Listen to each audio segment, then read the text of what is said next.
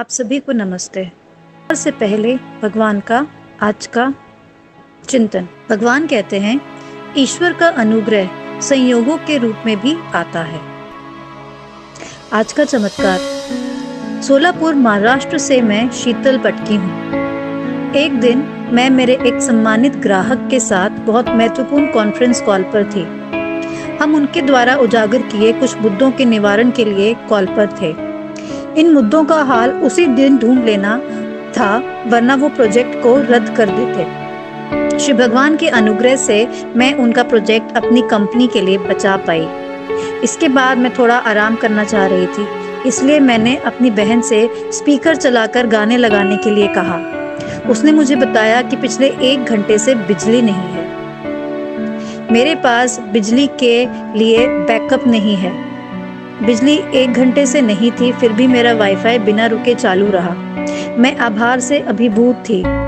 एक बार एक सेशन के बाद मैंने श्री अम्मा से कहा कि मैं बोर हो रही हूँ और कुछ मनोरंजन चाहिए। हमारे स्पीकर्स पर रेड एफएम का एक पुराना मजाकिया प्रोग्राम शुरू हो गया। घर के सभी लोग उसका मजाक लिया। जब वे खत्म हुआ तो माँ ने पूछा कि ये किसने बजाया था। हैरानी की बात थी कि हम में से किसी ने नहीं। मैंने अपना मोबाइल चेक किया, पर मेरा ब्लूटूथ ऑफ था। मुझे ऐसा महसूस हुआ कि मैंने अपनी अम्मा से मनोरंजन की प्रार्थना की थी और उन्होंने प्रेम पूर्वक मुझे यह दे दिया। एक दिन माँ इडली बना रही थी। उन्होंने मुझसे कहा कि 15 मिनट बाद गैस बंद कर देना। उसी समय एक रिश्तेदार का फोन आ गया और मैं उनको वेल्थ कोर्स के बारे में समझाने लगी। गैस बुझानी थी, ये मुझे बिल्कुल याद नहीं रहा।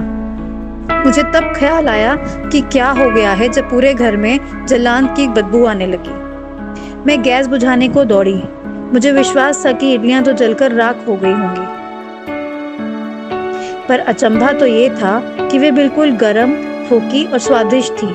मैं अपना स्टार्टअप शुरू करने वाली थी, पर इस महामारी के कारण सारी योजनाएं बदलनी पड़ी। एक रात सोने से पहले श्री भगवान से प्रार्थना की, सारी अर्थव्यवस्थाएं डावाडोल हैं। मैं किस तरह शुरू करूं? मेरा मार्गदर्शन कीजिए। आपसे बेहतर कौन मुझे सलाह दे सकता है? उसी रात श्री भगवान मेरे सपने में आए। किस प्रकार मेरे स्टार्टअप की शुरुआत हो, कैसे ब्रांडिंग होगी, कैसे शुरू करने के लिए पैसे आएंगे और कैसे इसका सब काम शुरू के दिनों में किया जाएगा। इन सब पहलुओं पर श्री भगवान से लंबी चर्चा हुई। अगले दिन सुबह मुझे अपना पूरा सपना पूरी तरीके से याद था। हर एक चीज के लिए धन्यवाद श्री अम्मा, भगवान।